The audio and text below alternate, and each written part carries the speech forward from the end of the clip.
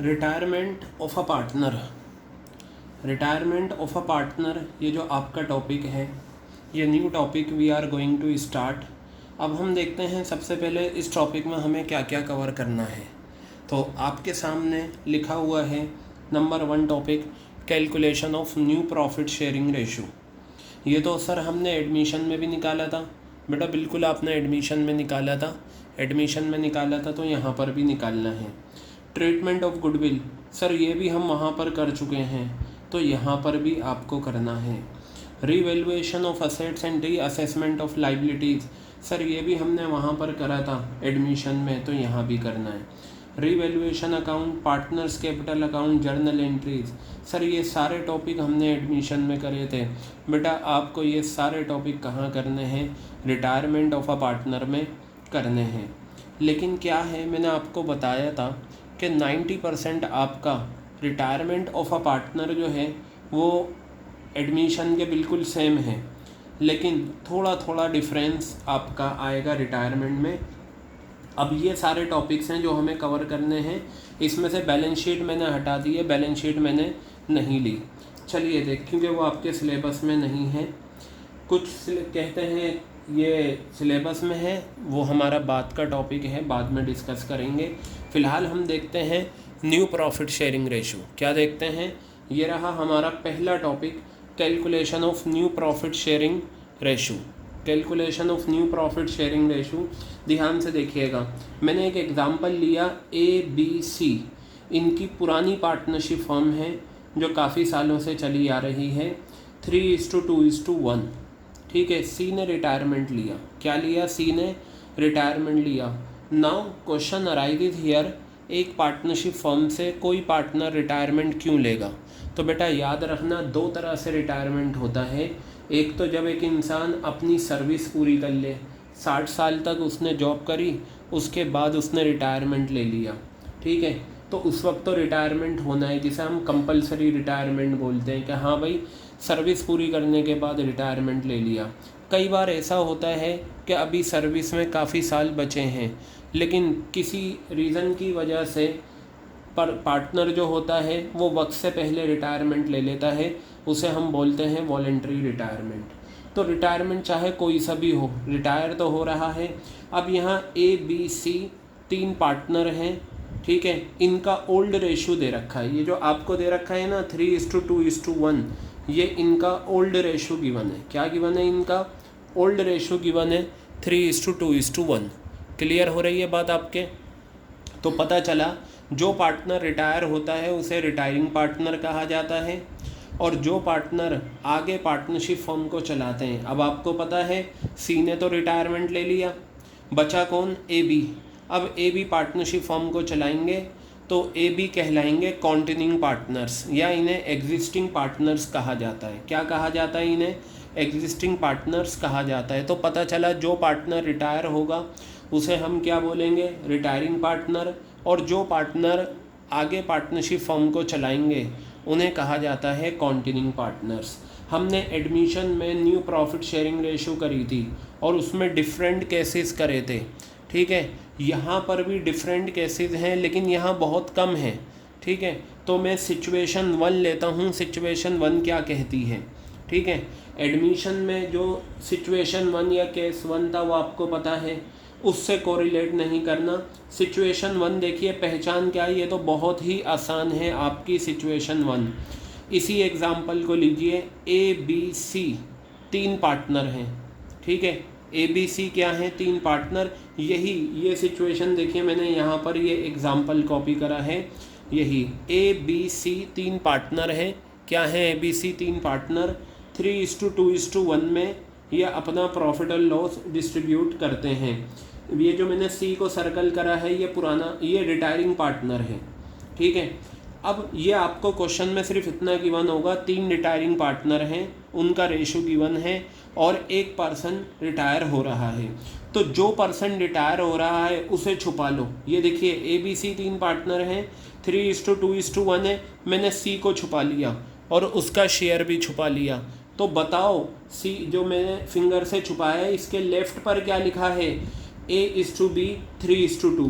तो बेटा ये देखो, मैंने ये A/B 3:2 लिखा, ये न्यू रेशो निकल कर आ गई। क्या निकल कर आ गई? ये न्यू रेशो आपकी निकल कर आ गई। समझ में आ रही है बात? अब एक और एग्जाम्पल ये आपके सामने ये आ गया। XYZ 3 पार्टनर हैं। ये जो मैंने X को बॉक्स में बंद करा है ये रिटायरिंग पार्टनर है। तो आप जो पर्सन रिटायर होता है उसे छुपा लो, उसका शेयर भी छुपा लो। तो देखो मैंने X को भी छुपा लिया और X का शेयर भी छुपा लिया। तो राइट पे क्या लिखा हुआ है? Y/Z 2:1। तो देखिए ये रेशो आ गई 2:1। तो पता चला रिटायरमेंट ऑफ अ पार्टनर में जो न्यू प्रॉफिट शेयरिंग रेशो का कॉन्सेप्ट है, रिटायरमेंट ऑफ अ पार्टनर में जो न्यू प्रॉफिट शेयरिंग रेशो का कॉन्सेप्ट है वो क्या है? जो पार्टनर रिटायर हो रहा है उसे छुपा लो, उसका शेयर छुपा लो। तो जो बचा हुआ शेयर है वो न्यू रेशो कहलाएगा। अब देखिए एडमिशन ऑफ अ पार्टनर में आप क्या निकालते थे? Sacrificing ratio. क्या निकालते थे आप? सेक्रीफाइसिंग रेशो निकालते थे। लेकिन रिटायरमेंट ऑफ अ पार्टनर में आपको क्या निकालना पड़ेगा? गेनिंग रेशो निकालना पड़ेगा। क्या निकालना पड़ेगा आपको? गेनिंग रेशो निकालना पड़ेगा। तो गेनिंग रेशो का फॉर्मूला होता है new ratio minus old ratio. Sacrificing ratio का फॉर्मूला क्या होता है? Old ratio minus new ratio. यहाँ पर गेनिंग रेशो का फॉर्मूला क्या है? New ratio minus old ratio. Is it clear और नोट? चलिए अब ये जो मैंने ऊपर एग्जाम्पल लिया था ए वाला, ABC वाला, ये देखिए अब आप सभी ध्यान से सुनेंगे। ABC 3 पार्टनर, इनका ओल्ड रेशो, ये जो आपको 3:2:1 दे रखा है ये क्या है? Old ratio. और इसमें C ने रिटायरमेंट लिया तो AB का नया रेशो आपका निकल कर आ गया। तो आपको ओल्ड रेशो भी पता है, आपको न्यू रेशो भी पता है, दोनों रेशोज आपको दे रखी हैं, आप गेनिंग रेशो निकालिए। अच्छा मेरी एक बात ध्यान से सुनिएगा, गेनिंग रेशो जो निकलती है वो कंटिन्यूइंग पार्टनर्स की निकलती है जो आगे पार्टनरशिप फॉर्म को चलाएंगे। तो देखिए मैंने यहाँ पर ए का गेन लिया, फार्मूला क्या है? New ratio. तो चलिए ये न्यू रेशो आपकी ये रही। ए का जब हम लेंगे न्यू शेयर तो देखिए ए का शेयर कितना है? 3 मैंने यहाँ लिखा और नीचे डिनोमिनेटर में दोनों का सम 3 + 2 कितना आ गया? 5। तो ये जो 3/5 आया है ये न्यू शेयर आया है ए का। फॉर्मूले का ये जो माइनस का साइन है वही मैंने यहाँ पर कॉपी कर दिया। अब आप लेंगे ओल्ड रेशो, तो ओल्ड शेयर में, ओल्ड रेशो में से ये रहा आपका किसका? ए का। ए का शेयर कितना आ गया? 3 ये लिखा और नीचे इन तीनों का टोटल लिखा 3/6। तो ये आपके सामने 3/5 एंड 3/6 है। तो गर्ल्स चलिए देखिए मैंने इस 5 और 6 का LCM लिया तो कितना आया? 30। ठीक है, फिर मैंने 30 को 5 से डिवाइड करा, 6 आया, 6 3 18 ये आ गया। फिर मैंने 30 को 6 से डिवाइड करा, 5 आया, 5 को 3 से करा, 15 आ गया। तो 18 में से 15 गया, कितना आया? 3/30। ये गेनिंग शेयर आ गया ए का। In the same fashion you will compute for B, ये रहा बी के लिए भी same formula new ratio minus old ratio. तो देखिए न्यू रेशो कितना है? न्यू रेशो ये रहा, बी का शेयर है 2/5, ये मैंने लिखा यहाँ पर।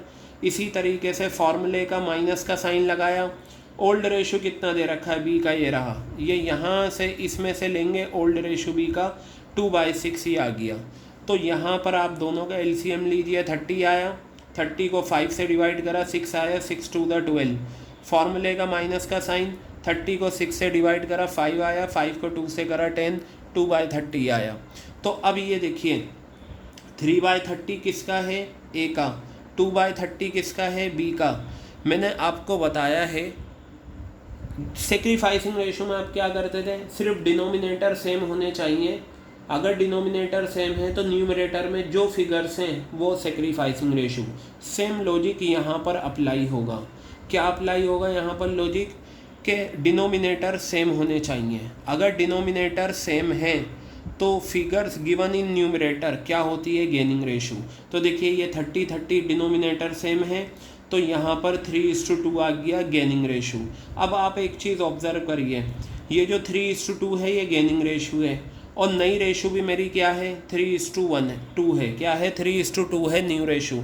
तो एक बात पता चली, अगर सिचुएशन 1 गिवन है आपको क्वेश्चन में, यानी कि रिटायरमेंट में न्यू प्रॉफिट शेयरिंग रेशो का सिचुएशन 1 आपको क्वेश्चन में गिवन है, तो याद रखना न्यू रेशो और गेनिंग रेशो दोनों क्या होते हैं, सेम होते हैं, आपको निकालने की ज़रूरत नहीं। सर ये तो बिल्कुल वैसा ही हो गया जैसे एडमिशन में हमने new profit sharing ratio compute करी थी और उसकी जो सिचुएशन 1 थी उसमें जो ओल्ड रेशो थी वो सेक्रीफाइसिंग रेशो के बराबर थी और इसमें न्यू रेशो किसके बराबर है, गेनिंग रेशो के बराबर है। तो देखिए मैंने यहाँ पर लिखा भी है इन फर्स्ट सिचुएशन, ये जो फर्स्ट सिचुएशन आपको दे रखी है ये वाली है।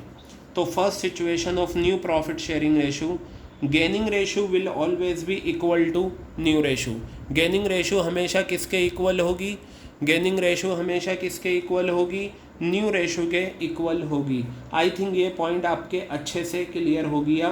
तो फर्स्ट सिचुएशन में आपको अलग से new profit sharing ratio gaining ratio निकालने की ज़रूरत नहीं। अगर आपको न्यू रेशो पता है तो वही क्या होती है, गेनिंग रेशो होती है। तो काफ़ी कुछ सिमिलर है, लेकिन जहाँ जहाँ चेंजेस हैं वो आप याद रखना, वहाँ सेक्रीफाइस निकलता है, यहाँ गेनिंग रेशो निकलता है।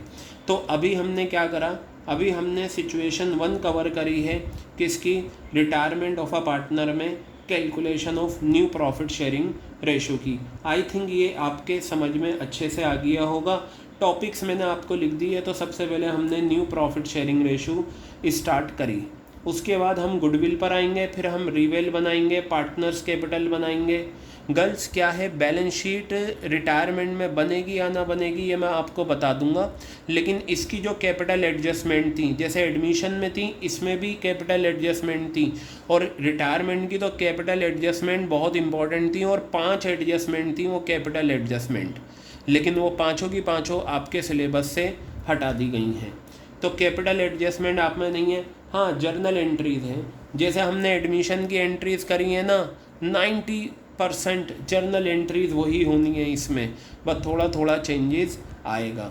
तो आई थिंक आपके ये सारे टॉपिक समझ में आ गए होंगे।